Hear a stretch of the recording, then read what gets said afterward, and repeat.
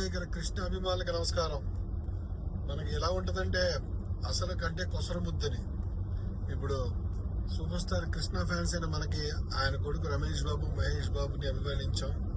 ఇప్పుడు వచ్చాడు జయకృష్ణ వచ్చాక సరే ఎలా ఉంటది ఏంటి అంటే ఈ కొత్త జంజీ కుర్రలను అడిగితే చెప్పారు, ఎవరండి రమేష్ బాబు, మనకేంటి రమేష్ బాబు కొడుకు వస్తే అన్నారు. ఎవరయ్యా సూపర్ స్టార్ కృష్ణ అని అడిగారు కొంతమంది అయితే.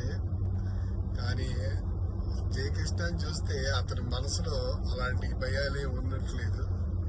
రావడంతోనే ఆ పాట చూసాం, మంగా మంగా సాంగ్ లో ఒక సూపర్ స్టార్ కొడుకు ఎలా యాక్ట్ చేయాలో అలాగే యాక్ట్ చేశాడు. సో ఇప్పుడు జంజీ కుర్రాళ్ళకి సూపర్ స్టార్ కృష్ణ ఎవరో తెలిసినా తెలియకపోయినా ఓకే, ఈ పాట చూస్తే అర్థమైపోద్ది సూపర్ స్టార్ కృష్ణ మనవడంటే ఎట్లా చేస్తాడో. అద్భుతంగా ఉంది. అయితే మన మహేష్ బాబు కనపడ్డాడు, కృష్ణ గారు కూడా కనిపించారు, రమేష్ బాబు గారు కూడా కనిపించారు. అదే క్లాస్. అసలు కృష్ణ గారు ఏంటంటే ఒక షాన్ కాన్రీ, లేకపోతే రాజర్ మరెవని, క్లింట్ ఈస్ట్వుడ్, వీళ్ళెవరో ఉన్నారు హాలీవుడ్ లో. వాళ్ళెవరో గ్రేస్ ఉన్న వ్యక్తి కృష్ణ. ఆ గ్రేస్ చూసి చాలా మంది అతనికి అభిమానులు అయ్యారు. ఆ గ్రేస్ ఆ ఫ్యామిలీకి ఒక యూనిక్ క్వాలిటీ. అది మీకు చిరంజీవి గారి క్వాలిటీ వేరే, బాలకృష్ణ గారి క్వాలిటీ వేరే. కృష్ణ గారి అభిమానులు, కృష్ణ గారికి ఎన్ని ఫ్లాప్లు వచ్చినా ఎంత వచ్చినా వాళ్ళ అభిమానులు ఉండిపోవడానికి కారణం దట్ యూనిక్ క్వాలిటీ.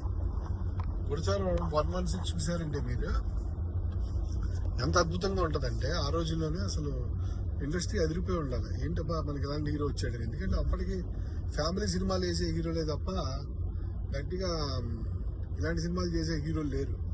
సరే ఎనీ కేస్ మన జయకృష్ణ చూడంగానే అందరికి మెసేజ్ పంపించేశాడు, పెద్ద పెద్ద డైరెక్టర్లకి కథలు రాసుకోండి అని చెప్పినట్టుంది. ఇప్పుడు త్రివిక్రమ్ అలవైకుంఠపురం లాంటి సినిమా మన హీరో సూపర్ స్టార్ ఫ్యామిలీ నుంచి వచ్చినాడు, ఎట్లా చేస్తాడు.